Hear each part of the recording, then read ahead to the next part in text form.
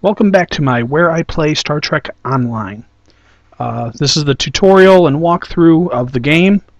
And first off, before I get going, I want to apologize for the first couple of videos I did for the walkthrough.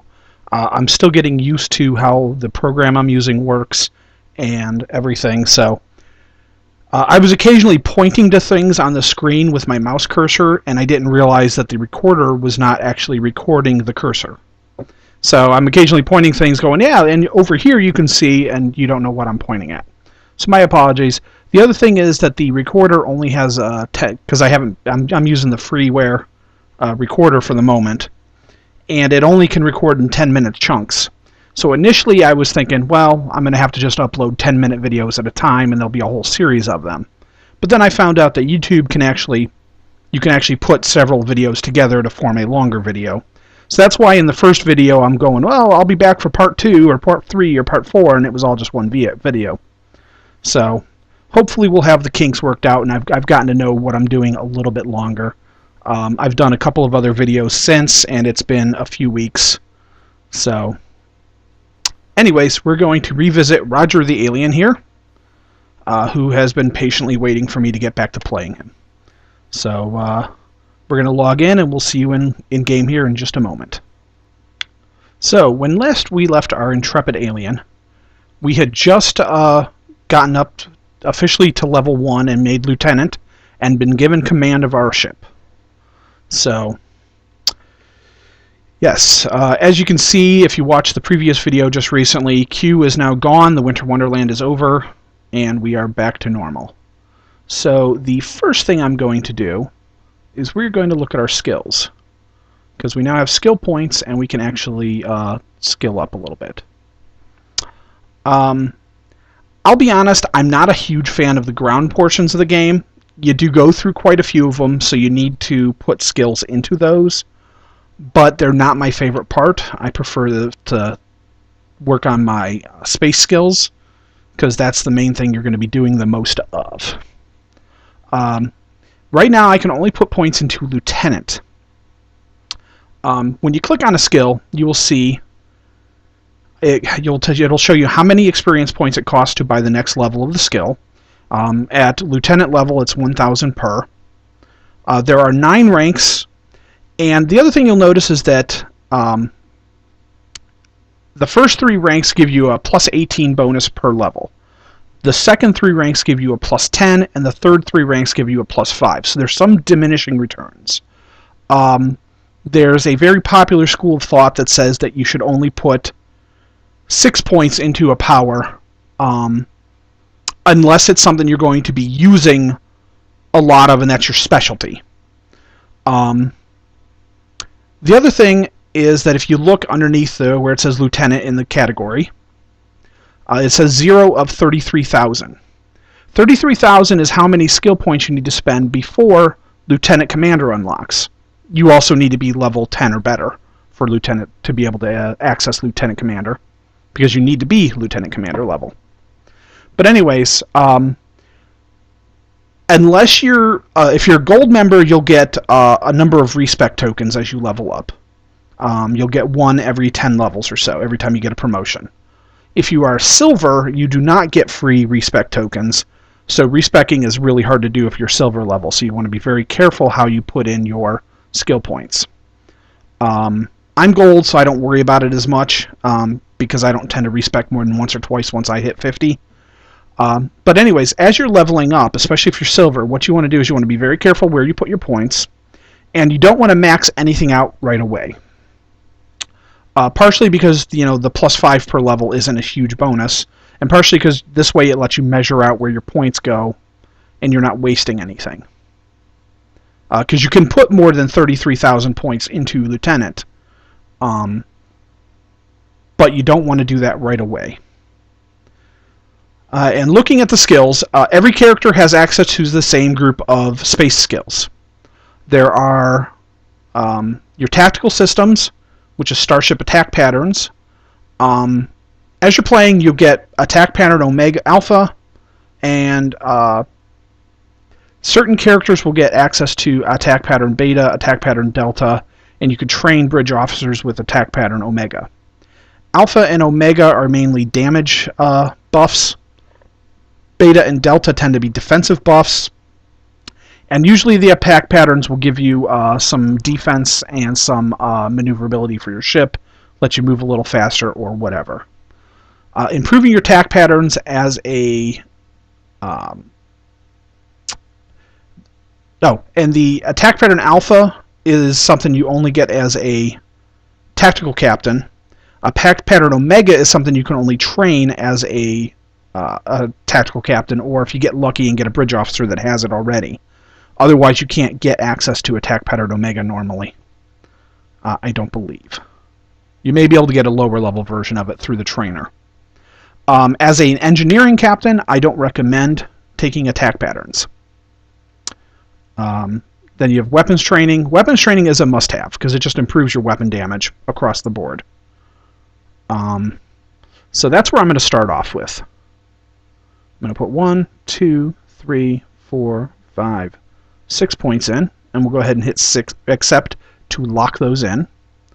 And that leaves me with 1700 XP, which means I can only train one more level of something. And I'm going to go ahead and, since we are going to be doing ground stuff on a regular basis, we're going to look at our ground skills. Each class has a different set of ground skills, where your space skills are all the same, because you have access to everybody else's space skills. They're very universal. The ground skills, every class gets a different set of ground skills.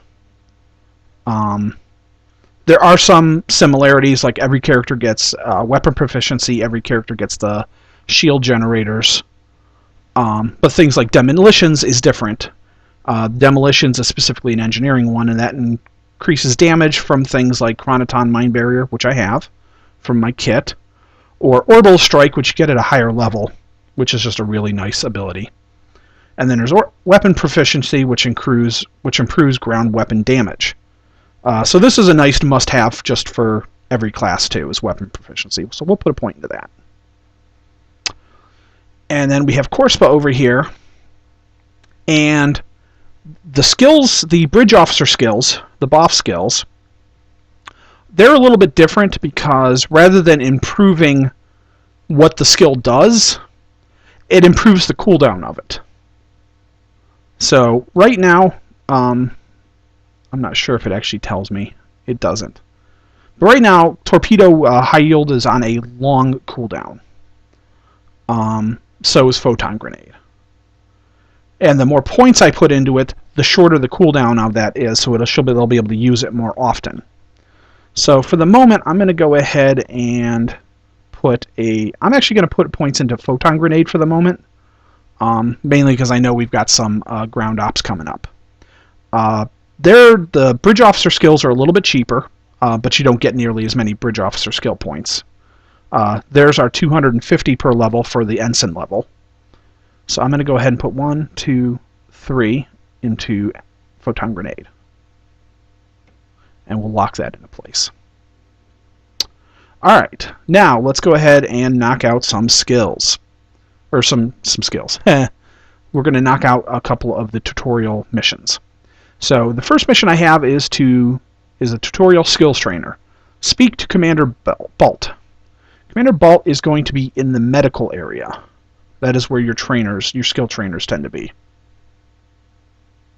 So we're going to run over to here, and actually if you look at the map of the station, you've got yellow as your engineering, or no, I'm sorry, yellow is not engineering. They've got them marked out in yellow, but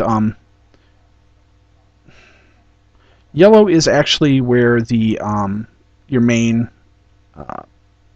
vendors are, and there's also a bar area. We'll go check that out here in a minute. We can explore the station.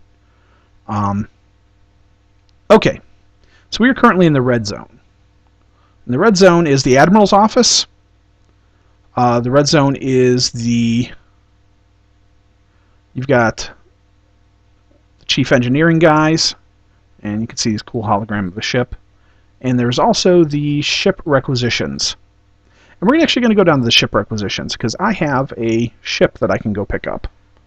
And that gives me a slight upgrade over what I'm currently running.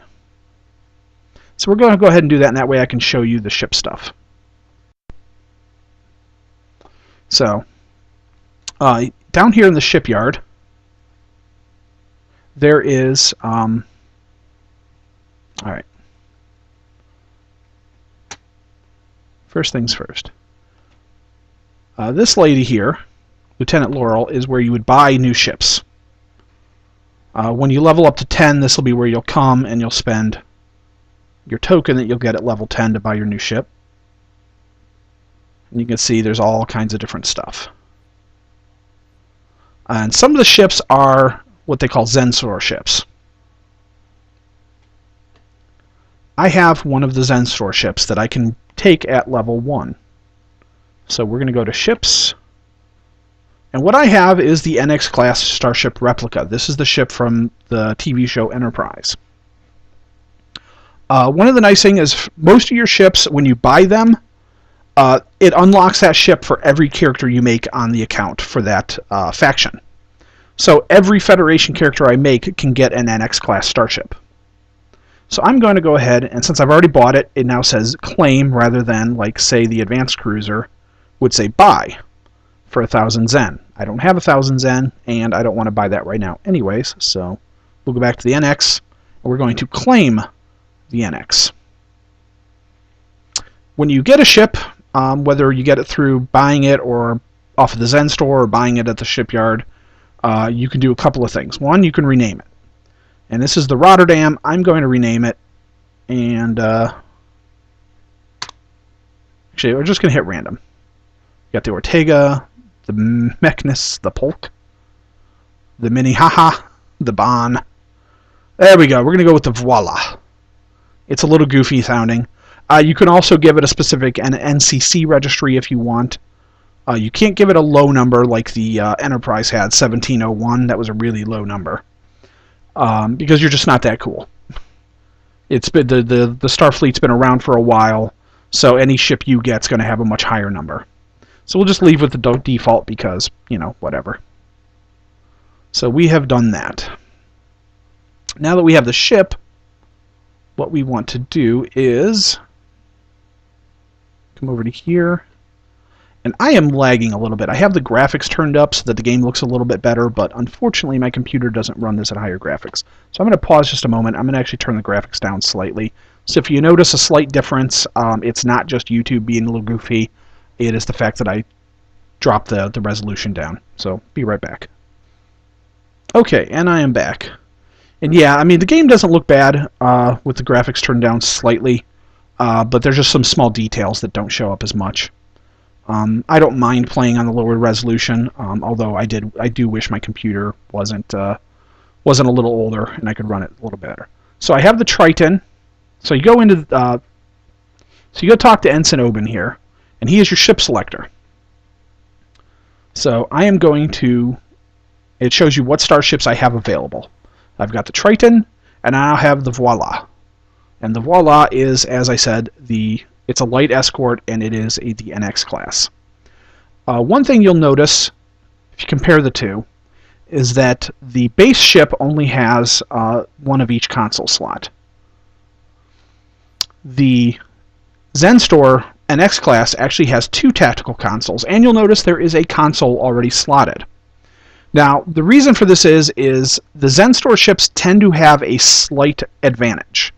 It's not usually a major thing. It's not like a game-breaking, oh my god, paid to win. But it usually is something nice. Often they'll come with a unique console of some sort or a unique ability. And also sometimes they will come with an extra console slot, or they will have slightly better hull than their non-Zenstor counterpart. Because obviously the game needs a reason for you to buy the Zenstor ships. Being that the game is currently free to play, this is how they make their money. So I don't begrudge them that.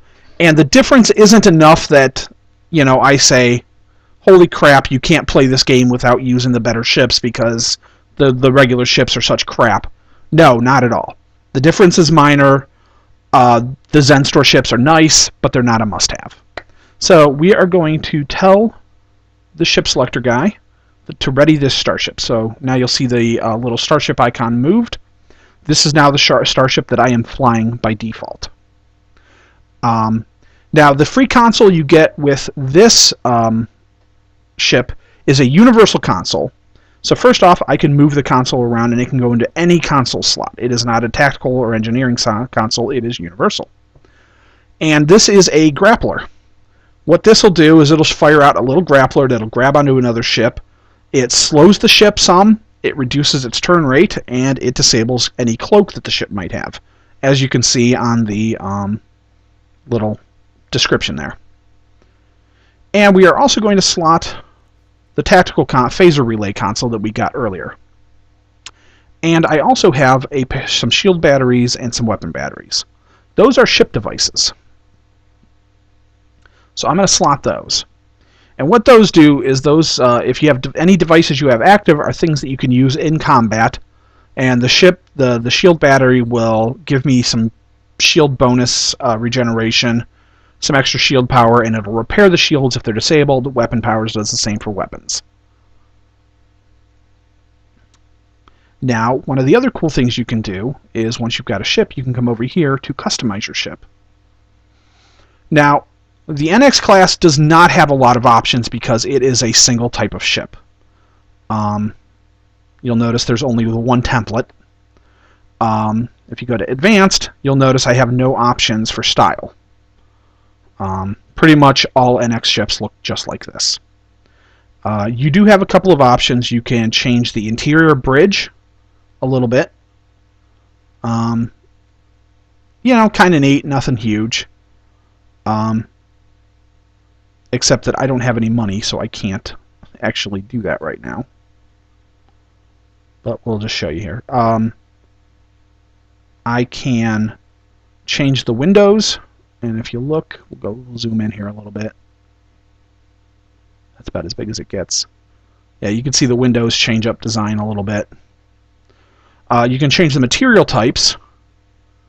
You have the basic, like original series basic gray. I believe that's more movie gray.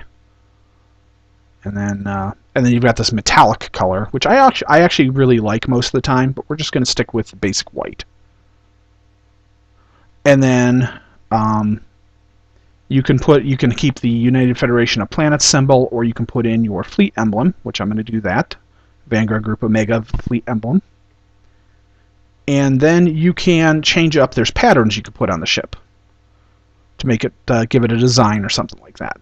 And they're fairly cool, and you can do things like change the colors.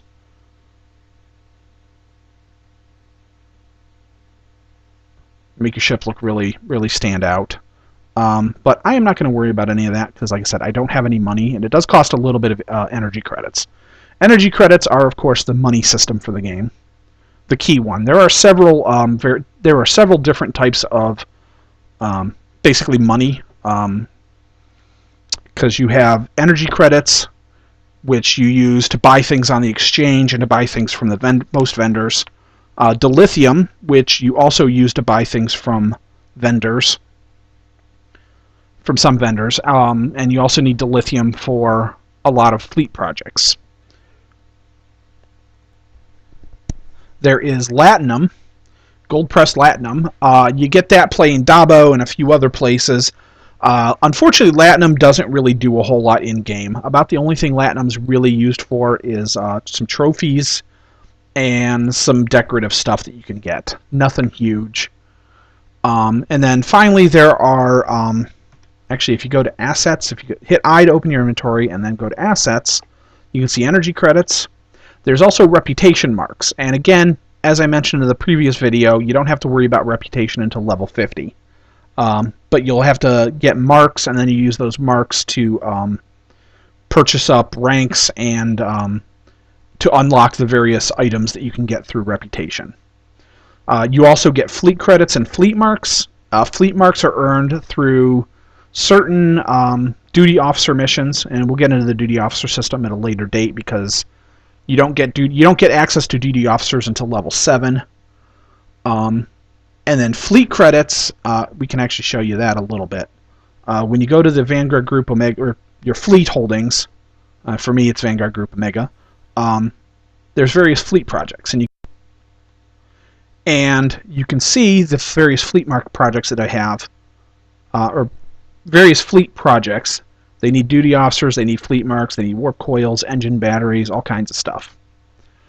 As you donate to the various projects, you will earn fleet credits. And then you can spend those fleet credits at the fleet headquarters, the fleet starbase, to purchase things, like duty officers or weapons or ships. And we'll get into that more later. So, anyways, for now, we have the new ship. I do want to make sure, whenever you get a new ship, you do want to make sure you slot your bridge officer, because each time you switch ships, they don't automatically give you a bridge officer. I also want to make sure that I put my bridge officer on my away team. It will default to security if you do not have enough bridge officers, and you can always just take a security guard. The security officers are not as good as the bridge officers because they don't have bridge officer abilities. So I've got Corpsa slotted, and I am going to go back to the ship, or take the turbo lift out to space dock. Alright, so now I need to go see the skills commander. The tutorial missions will generally take you around and show you the various places you can go on the station. The station, as you can see on the map, is set up in a big ring, and then there is a cross piece in the middle, so that's a way to cut through and get to other places. And the colors help you figure out what section you're going to, plus there's signs. Shipyard, Admiral's Office, Sick Bay, Stateroom. And I just happen to know that this is where the skills trainer guy is. So we're going to come over here, and this is Commander Balt. He is our skills trainer. You talk to him, and you can ask him questions about how to do bridge officer training and your training and blah, blah, blah. Not something I need to worry about. There are some other guys. There's a fleet ambassador if you want to start a fleet. There is a bridge officer recruiter. You can go in here and you can buy bridge officers with dilithium. You can also buy them. If you go through the C store, with Zen, there are special bridge officers you can buy, and then you can pick them up here. There are other special bridge officers you can get with veteran tokens, I guess. I'm not entirely sure how those work. I would strongly recommend not buying bridge officers through that. The only exception would be, and we'll pull up the Zen store again for this, is that if you really want, if you have lots of money or lots of Zen, you can go to the store and, let me see, duty officers, no. Services, nope. Appearance, no. Personnel, there it is. If you go over to personnel, you can look and see Federation personnel. You can buy duty officer packs, which again we won't worry about. You can buy a Borg bridge officer. You can buy a Federation Einar, which are like the Andorians, but they're white-skinned and blind, but they're usually psychic. And you can buy Cations, which are the cat people. Everybody loves cat people. And you can also buy additional races to play. You can get the Federation Klingon, a Trill, or the Cation as a captain, playable captain character. But anyways, I wouldn't worry about that stuff unless you're rolling in money. It's not really worth it. You only get one. You got your bridge officer trainer. This guy can actually train new skills into your bridge officer. So if you have a skill and you're not happy with it or it's not useful for you, you can train this. Like, say I was using a ship that didn't use torpedoes. Well, the high-yield torpedo that Corpsa has would be useless. So what I would want to do is find a different tactical skill to put in place of that torpedo. So, anyways, we will continue on.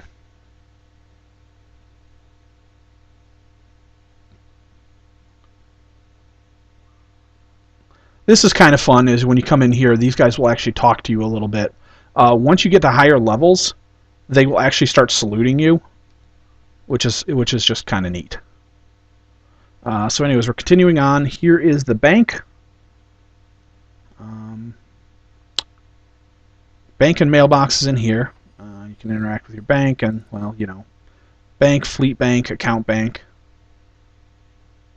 You've got your mailbox over there.